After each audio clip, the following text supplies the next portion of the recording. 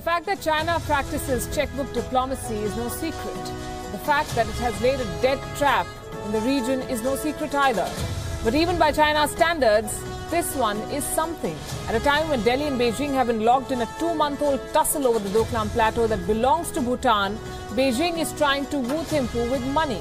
Reports say $10 billion have been offered in economic assistance. Bhutan hasn't confirmed or denied this, but some observers feel it has toned down its allegations that China is violating its territorial claims. On Gravitas tonight, we sift fact from rumor and examine how India could respond. But we are starting with the big story from India, and what a story it is. A few hundred kilometers from the national capital of New Delhi, roads have turned into garrisons. Shooting and arson erupted today. 30 people, according to the latest estimates, have died. More than 250 have sustained injuries in violent clashes. The pictures tell the story better than I ever can. The trigger was a court verdict. A self-styled godman, Gurmeet Ram Rahim Singh, the chief of a cult called the Dera Sacha Sauda, was found guilty of rape by a CBI court today. What followed was unprecedented.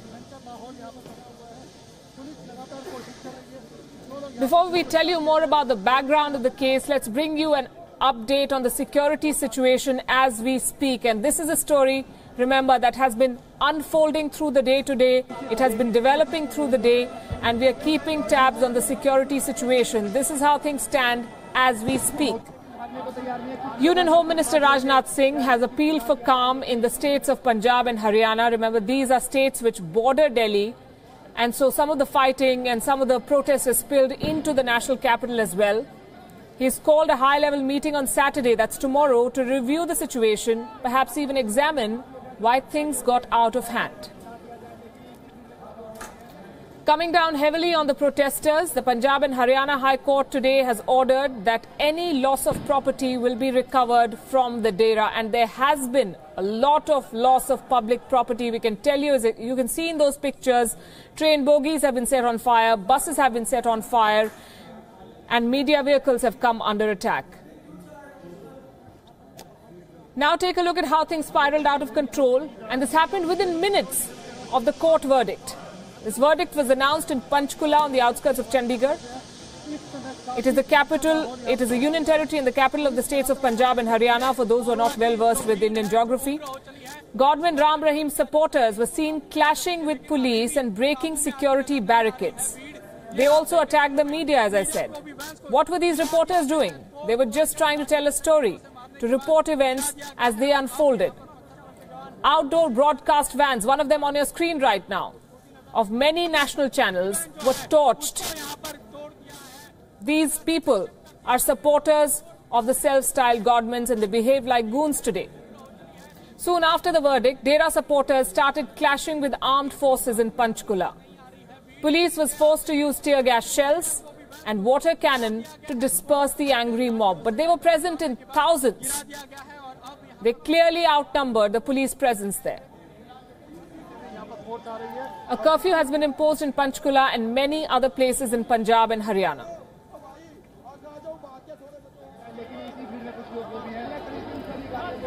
The state government, of course, came under a lot of criticism. Haryana Chief Minister ML Khattar was also trashed on social media. He called an emergency meeting to take stock of the situation.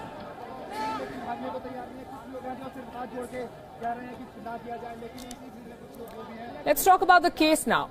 Gurmeet Ram Rahim Singh arrived at a CBI court earlier today in Panchkula, and we'll try to bring up those pictures. He came with a convoy of not one, not a dozen, not a score. He came with a convoy of more than 150 cars. He was held guilty of rape in a 15-year-old case against him. He faces up to 7 years in jail. The 50-year-old was present in court when the verdict was announced.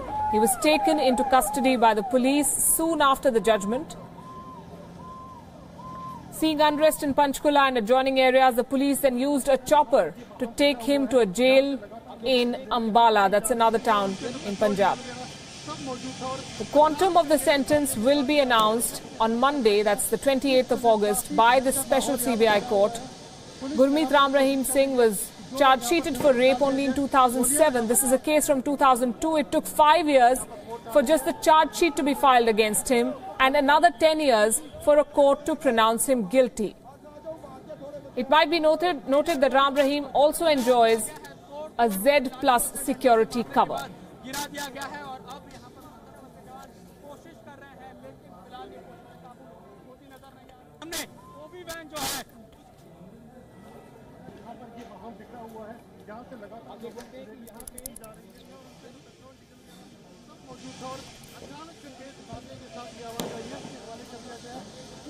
काफी भयंकर माहौल यहाँ पर बना हुआ है। Police लगातार कोशिश कर रही है जो लोग यहाँ पर फिल्म को निकाल दिया जाए। गोलियां यहाँ पर फोर्स आ रही है और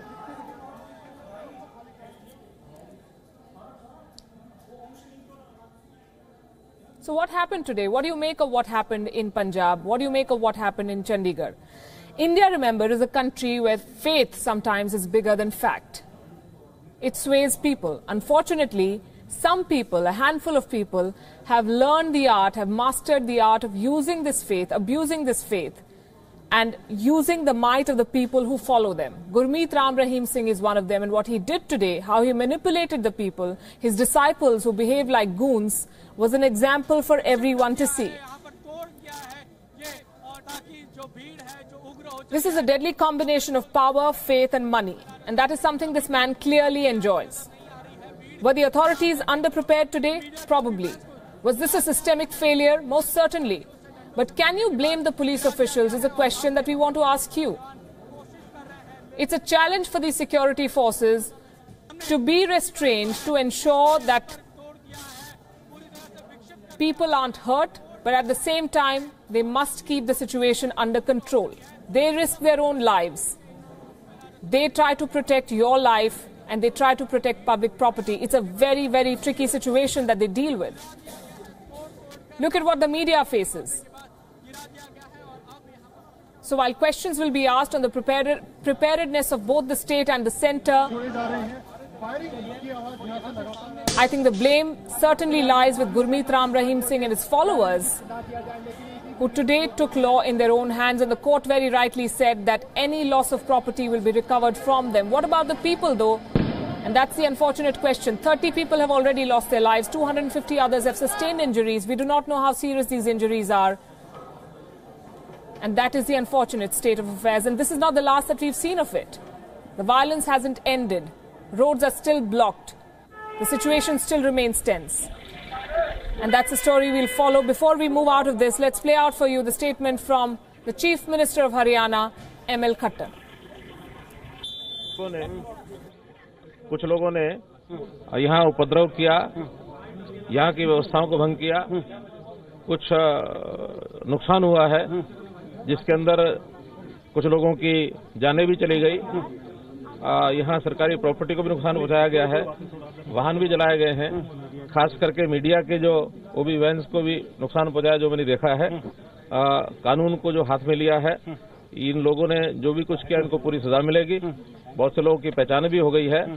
उसमें कुछ लोगों ने जो गोलियां चलाई हैं वो भी पकड़े गए हैं, उनके खिलाफ कार्रवाई की जाएगी और जो भी नुकसान हुआ है उस नुकसान का जायजा लेकर के सरकार उसकी भरपाई भी करेगी। कितने लोग मारे गए हैं, कितने लोग घायल हैं, ऑफिशियल फिगर्स क्या है? अभी लेटेस्ट आईजी साहब है। साहब, आपको लगता है कि यहाँ पर उतने इंतजाम नहीं थे जितनी यहाँ पर लोग पहुँचे थे, जितनी पुलिस नहीं थी? आखिरकार 144 धारा का मतलब क्या? मेरी आज पंजाब ਨੂੰ ਬੇਨਤੀ ਹੈ ਕਿ ਸਾਰੇ ਆਪਣੇ ਮਾਹੌਲ ਨੂੰ ਠੀਕ ਰੱਖਣ, ਸ਼ਾਂਤੀ ਇੱਥੇ ਬਰਕਰਾਰ ਰੱਖੀਏ। ਸਾਡੀ ਸਿਕਿਉਰਿਟੀ ਫੋਰਸਸ ਸਾਰੀਆਂ ਇੱਥੇ ਛਾਈਆਂ ਹੋਈਆਂ ਨੇ ਪੰਜਾਬ ਦੇ ਵਿੱਚ। Punjab police, central security forces, ਫੌਜ ਦਾ ਵੀ ਪ੍ਰਬੰਧ ਸਾਡੇ ਕੋਲ ਹੈ ਅਗਰ ਲੋੜ ਪਵੇ। ਲੇਕਿਨ ਆਪਾਂ ਇਹ ਜਿਹੀ ਚੀਜ਼ ਨਹੀਂ ਚਾਹੁੰਦੇ ਔਰ ਇਹ ਅਸੀਂ ਚਾਹੁੰਦੇ ਇਹ ਹੈ ਕਿ ਪੰਜਾਬ ਦੇ ਵਿੱਚ ਸ਼ਾਂਤੀ ਰਵੇ ਔਰ ਇੱਥੇ ਕੋਈ ਖੂਨ ਖਰਾਬਾ ਨਾ ਹੋਏ। ਔਰ ਮੇਰੀ ਅੱਜ ਬੇਨਤੀ ਹੈ कि इस गल नूं तुसीं बरकरार रखो।